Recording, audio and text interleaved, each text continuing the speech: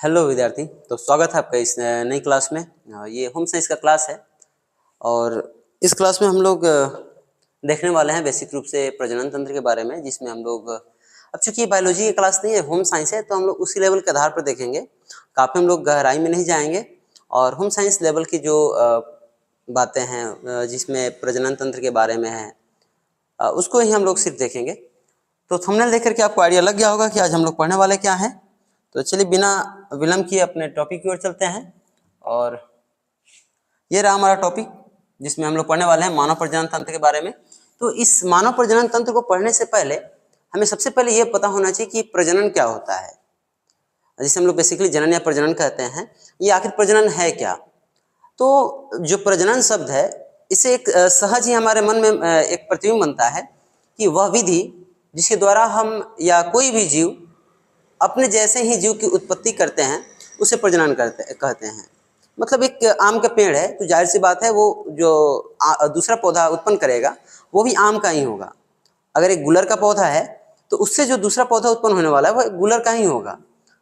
अगर एक गाय बच्चे को जन्म दे रही है तो जाहिर सी बात है वो गाय ही होगी, या उसी के नस्ल के बछड़ा कह लीजिए या गाय कह लीजिए होगी, वो बकरी को जन्म नहीं दे सकती है। तो जो भी जीव हैं अपनी जनसंख्या को बनाए रखने के लिए, अपने अस्तित्व को बनाए रखने के लिए जिस विधि का प्रयोग करते हैं वो विधि ही जनन कहलाता है, ये प्रजनन कहलाता है। तो मेरे ख्याल से जनन या प्रजनन जो शब्द है ये आप सहज ही समझ रहे होंगे। अपनी जनसंख्या को बढ़ाने के लिए और अपने अस्तित्व को बनाए रखने के लिए हर जीव प्रजनन करते हैं, ये जीवों का एक लक्षण है। हालांकि इसकी अलग अलग विधियां हैं, हम लोगों ने 10th में पढ़ा भी था कि जनन की दो विधियां हैं, एक लैंगिक और दूसरा जो था अलैंगिक था, अलैंगिक।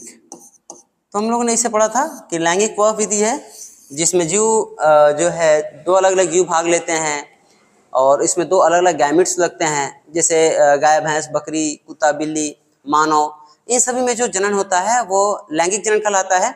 और ठीक इसी तरह से जो पेड़ पौधे हुए या जो सूक्ष्म जीव हुए जिन्हें हम स्पष्ट रूप से नहीं देख पाते हैं कि उनमें क्या विधि है कैसे है, जो टूट करके या अलग अलग तरीके से अपना संख्या बढ़ा रहे हैं, तो उनमें होता है अलैंगिक जनन। ठीक है, यानी यूं कहें कि जिसमें गैमेट्स भाग नहीं लेती हैं, जिन्हें हम शुक्राणु अंडाणु कहते हैं। अगर जिनमें भाग ले रही हैं तो वो लैंगिक है, और जिनमें गैमेट्स भाग नहीं ले रही हैं यानी कि शुक्राणु अंडाणु भाग नहीं ले रही हैं वो अलैंगिक है। तो ये सहज ही हम समझ पाते हैं कि गाय भैंस बकरी में गैमेट्स भाग लेती हैं और इसलिए यह लैंगिक विधि है, और जो पेड़ पौधे हुए उनमें ये गैमेट्स भाग नहीं लेती हैं और इसलिए अलैंगिक हुए। हालांकि इसके कुछ अपवाद भी हैं, तो हम अपवादों को अभी छोड़ के चल रहे हैं क्योंकि ये क्लास बायोलॉजी का नहीं है, ये होम साइंस का है, तो हम लोग उसी स्तर के हिसाब से चलेंगे। आगे देखते हैं।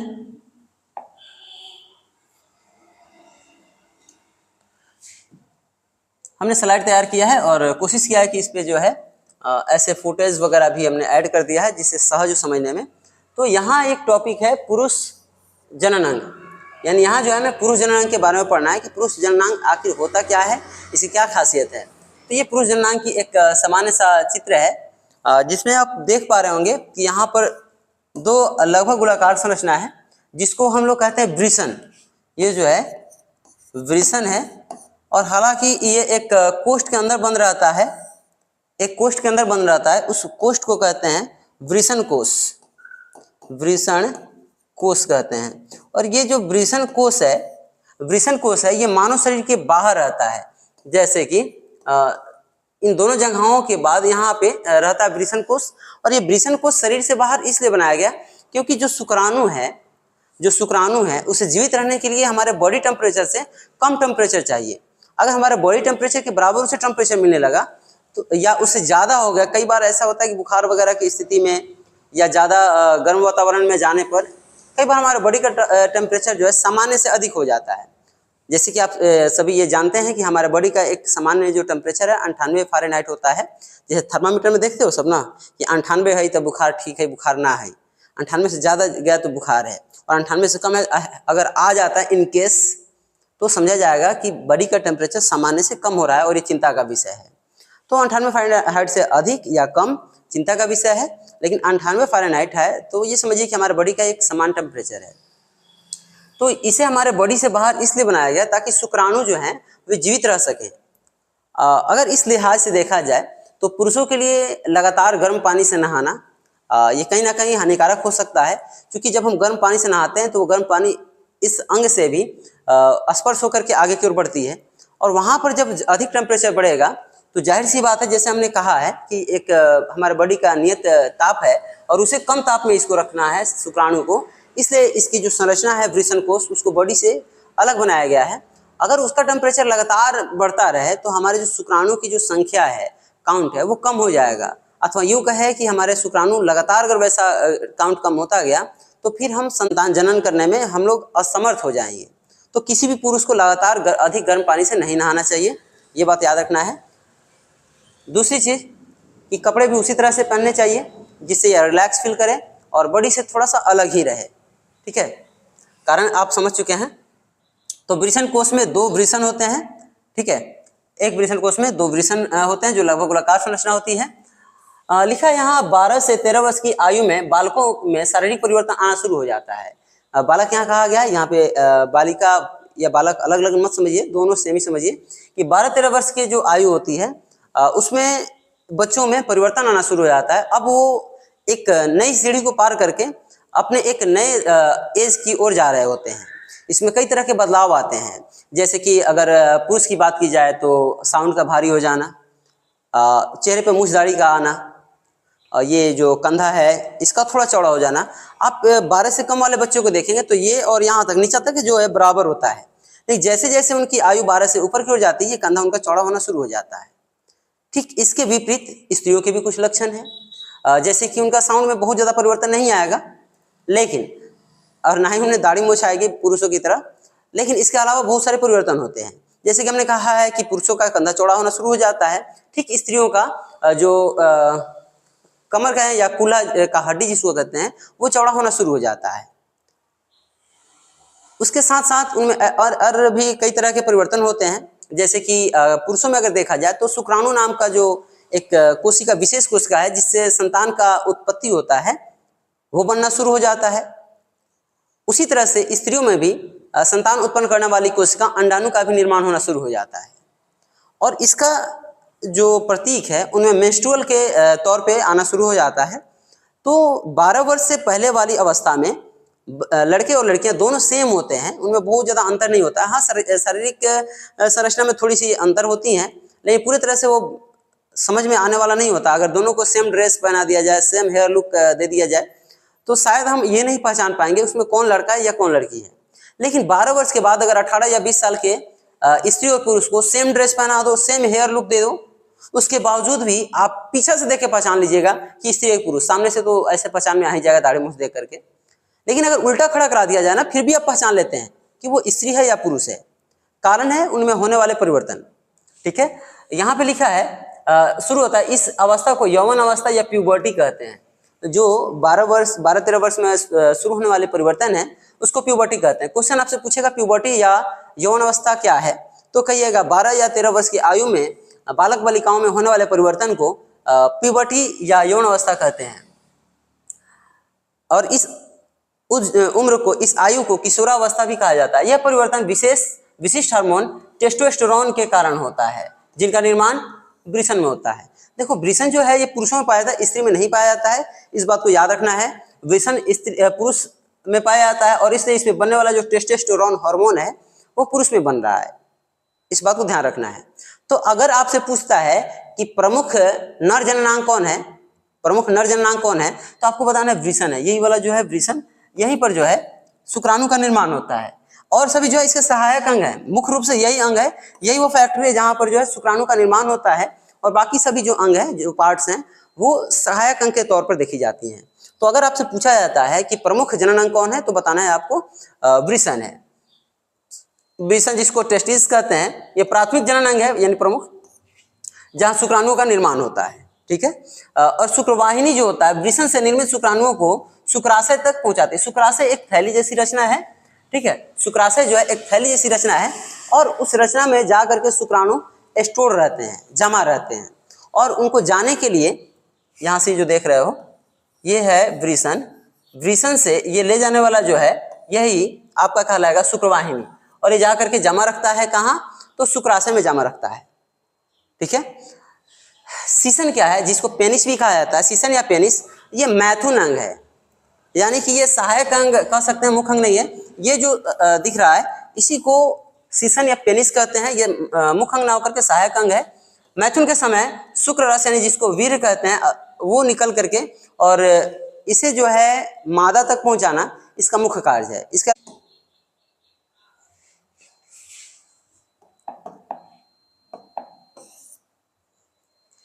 इससे संबंधित हमने कुछ क्वेश्चन रखे हैं, इसको आप देखें। जैसे कि शुक्राणुओं का निर्माण शरीर के किस भाग में होता है, तो वृषण में होता है। दूसरा क्वेश्चन है, वृषण उदर गुहा से बाहर अंडकोश में क्यों रहता है, अंडकोश में आखिर क्यों रहता है, जिसको वृषण कोश कहते हैं, अंडकोश को ही वृषण कोश भी कहा जाता है। आखिर ये यहाँ क्यों रहता है, तो कारण है कि टेम्परेचर, क्योंकि शुक्राणु निर्माण के लिए शरीर के सामान्य ताप से कम तापमान की आवश्यकता होती है, और अगर शरीर के अंदर रहा तो फिर तो कम टेम्परेचर मिलेगी नहीं, इसलिए इसको शरीर से बाहर रखा गया है। ठीक है, उसके बाद में है कुछ लघुत्तरी क्वेश्चन है, वीर क्या है, जिसको सीमेन भी कहा जाता है और भोजपुरी में इसको सीम भी लोग कह देता है। तो सीमेन या वीर क्या है, तो पुरुष शुक्राशय, प्रोटेस्ट और अन्य ग्रंथियों में बनने वाले स्राव और शुक्राणुओं के मिश्रण को वीर कहते हैं। मतलब कि वीर में सिर्फ शुक्राणु नहीं होता है बल्कि अन्य भी उसमें द्रव्य मिले रहते हैं, जिसमें कापर ग्रंथि से निकलने वाला द्रव और भी अन्य तरह के जो द्रव हैं वो सभी मिल करके और वीर्य का निर्माण करते हैं। यह गाढ़ा, लसदार और तरल पदार्थ होता है जो शुक्राणुओं को पोषण और गति प्रदान करता है। देखो शुक्राणु तो उसमें कम संख्या में होती है, अब कम कह दी तो बहुत कम मत समझ लेना, कम संख्या में होती है, लेकिन जो अन्य पदार्थ है जो उसको प्रोटेक्शन दे रही है, जो उसके लिए भोजन नहीं कह सकते हैं, जो उनके लिए पूरे तरह से प्रोटेक्शन का काम कर रही है, उन सभी को मिलाकर के सम्मिलित रूप से वीर्य कहा जाता है। ठीक है, ये पुरुष जननांग था और यहाँ उसका समाप्त होता है। अब आता है मादा जननांग। लिखा है स्त्री जननांग, गर्भाशय मुख्य जो अंग है, जैसे कि हमने पुरुष में कहा है कि वृषण प्रमुख अंग है, उसी तरह से मादा में गर्भाशय नहीं, अंडाशय मुख्य अंग है, और गर्भाशय जो है वह स्थल है जहाँ पे बच्चे का पोषण होता है। पर यह नाशपाती के आकार की लचीली संरचना है जहाँ शिशु या भ्रूण जिसको कहते हैं 9 महीने तक विकास वहाँ पे विकसित होते रहता है। तो शिशु का विकास जिस स्थल पे होता है, जिस जगह पे होता है, उसका नाम है गर्भाशय। ठीक है, और गर्भाशय जो है लगभग हल्का तिकोना होता है, ये जो आप देख पा रहे हैं इसी का नाम गर्भाशय है। ठीक है, और ये जो है ये आपको जो दिख रहा है ये अंडाशय है, यानी इस तरह से एक ऑब्जेक्टिव आपको ये भी याद हो जाएगा कि अंडाशय की संख्या कितनी होती है, तो अंडाशय की संख्या जो होती है वो 2 होती है। ठीक है, अंडाशय 2 होती है स्त्रियों में। कर रहा है स्त्रियों में एक जोड़ी अंडाशय, एक जोड़ी का मतलब 2 होता है, और जो मादा युग्मक अंडाणु का निर्माण करता है, जैसे कि नर युग्मक शुक्राणु का निर्माण कर रहा था वृषण, उसी तरह से मादा युग्मक अंडाणु का निर्माण करेगा कौन सा, तो ये अंडाशय। ठीक है, उसके बाद में है डिम नलिका, जिसको फैलोपियन ट्यूब कहते हैं, हालांकि हिंदी में भी फैलोपियन नलिका लिख देता है, और हम समझ रहे हैं कि आप लोग फैलोपियन नलिका ही ज्यादातर सुने होंगे। तो यहाँ से अंडाणु निकल करके जिस ट्यूब में यहाँ से आती है, इस ट्यूब का ही नाम है फैलोपियन नलिका। ये जो ट्यूब आपको दिख रहा है यही फैलोपियन नलिका है। ठीक है, ये फैलोपियन नलिका है, ये भी फैलोपियन नलिका है। तो याद रखना है कि अंडाशय से जो अंडाणु निकलती है वो जा करके स्थिर रहती है कहाँ, तो फैलोपियन ट्यूब में। अगर यहाँ पर निषेचन हुआ तो ठीक, नहीं हुआ तो उसके बाद की प्रोसेस बाद में बताएंगे क्या होता है।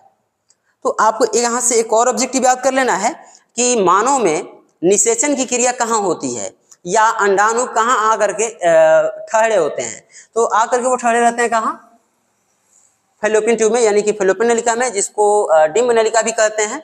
और निषेचन की क्रिया भी यही होती है, निषेचन होने के बाद में अंडाणु जो है यहाँ करके और रुक जाती है। ठीक है, ये अंडाशय को गर्भाशय की दीवार से जोड़ती है, यहीं पर शुक्राणु और अंडाणु का मिलन होता है। शुक्राणु और अंडाणु का मिलन ही निषेचन कहलाता है, ये भी याद रख लीजिए। निषेचन का क्या मतलब हुआ, निषेचन, ये हो सकता है इसमें गड़बड़ी हो इस लिखावट में, तो ये है शुक्राणु और अंडाणु का सम्मेलन। शुक्राणु और अंडाणु के मिलने से ही निषेचन की प्रक्रिया, मतलब निषेचन वह क्रिया है जिसमें अंडाणु और शुक्राणु एक दूसरे से मिलते हैं। आगे है स्त्रियों में 11 से 13 वर्ष की आयु में मासिक धर्म का आरंभ हो जाता है, और ये जो चीज है ये जनन का प्रतीक है, जनन क्षमता का। कुछ वस्तुनिष्ठ प्रश्न है, जैसे स्त्रियों में अंडाशय की संख्या कितनी है, तो जाहिर सी बात है कितनी है, 2 है या 1 जोड़ी है, दोनों में से जो भी है आप अपने हिसाब से देख लेंगे एग्जाम में। मानव शरीर में निषेचन की क्रिया कहाँ संपन्न होती है, हमने कहा है डिंब नलिका, या इसी को हमने कहा है फैलोपियन ट्यूब या फैलोपियन नलिका।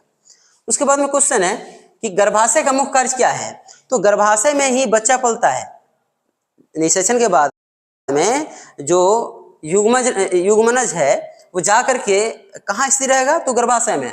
गर्भाशय एक श्लेष्मिक झिल्ली से निर्मित संरचना है। इसका मुख्य कार्य निषेचन या भ्रूण को स्थापित करना तथा पूर्ण विकास तक उसे सुरक्षित रखना व पोषण प्रदान करना होता है। इसका ये मुख्य कार्य है कि जो भ्रूण आया है, युग्मनज आया, उसको ये पोषण प्रदान करे, सुरक्षा प्रदान करे, और यहाँ की जो दीवारें होती है एकदम लचीली और कोमल होती है, जहाँ पे बहुत सारे श्लेष्मा होते हैं। श्लेष्मा बोले तो चिपचिपा, जैसे कि थूक जो बहुत चिपचिपा टाइप का होता है ना, उसको श्लेष्मा उस तरह के द्रव को कहते हैं। और श्लेष्मा कुछ स्पेशल है, थूक मत समझ लेना। तो उस तरह से चिपचिपा वहाँ पे द्रव होता है जो भ्रूण को सुरक्षा देता है। ठीक है, चलते हैं अगले टॉपिक पे।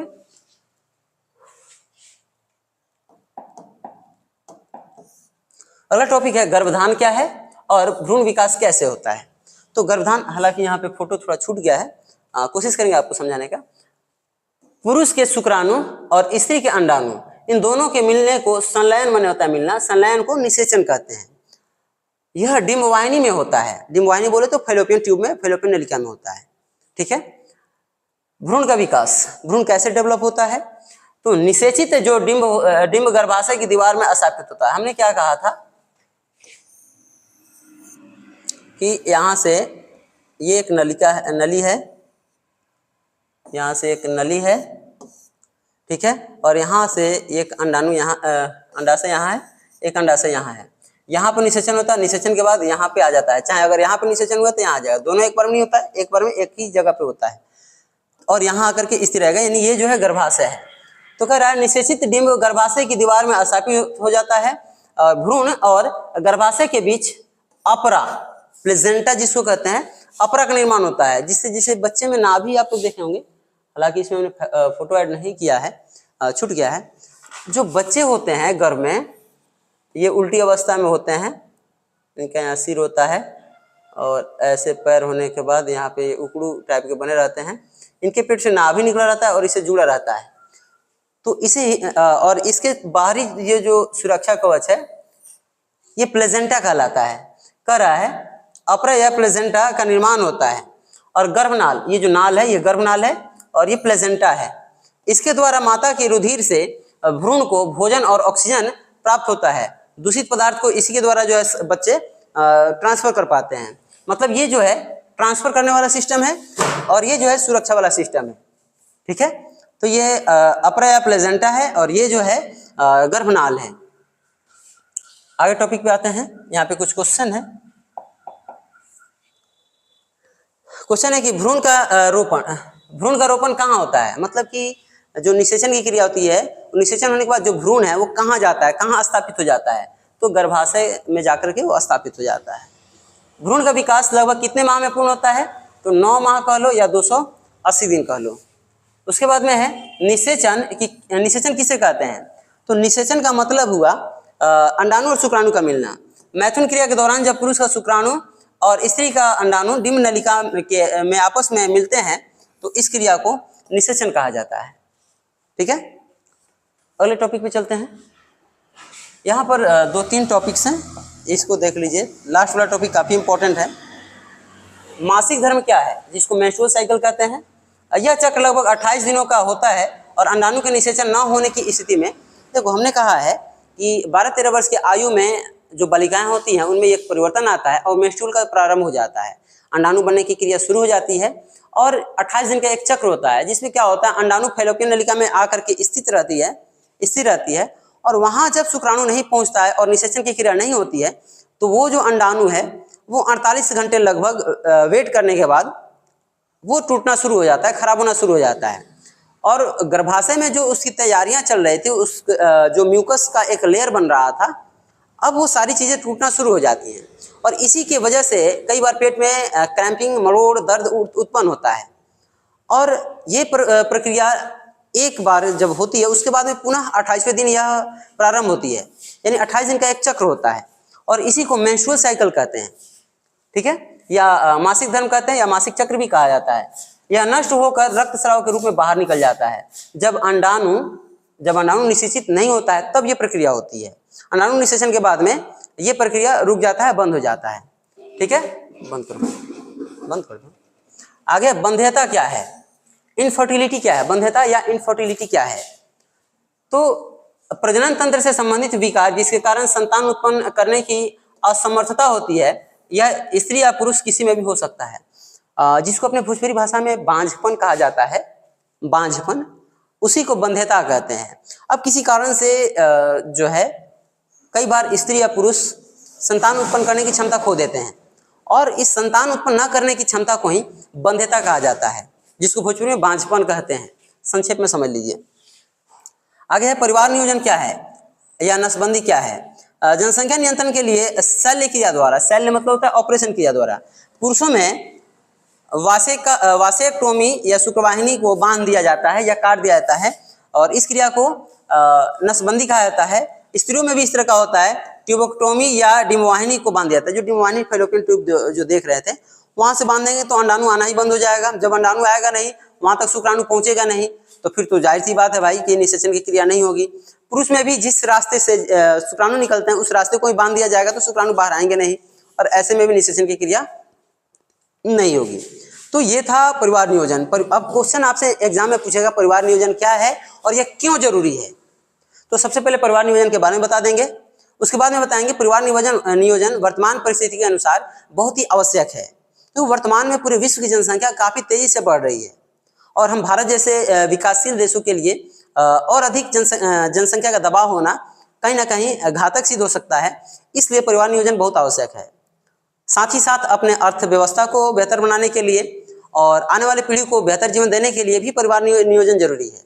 अगर मान लो कि किसी का सैलरी 50,000 है और वो 2 बच्चे को पालने में सक्षम है और ऐसे में अगर वो 4 बच्चे को जन्म देता है तो जाहिर सी बात है कि 2 बच्चे पर जितना एफर्ट लगा सकता था अब वो एफर्ट्स जो है बढ़ जाएंगे, वो जो क्षमता है बढ़ जाएगी और अब वो पूरी क्षमता 4 बच्चों पर चली जाएगी और उन दोनों का विकास उतना अच्छे से नहीं हो पाएगा जितना कि मतलब चारों बच्चों का नहीं हो पाएगा जितना कि 2 बच्चे का होना था।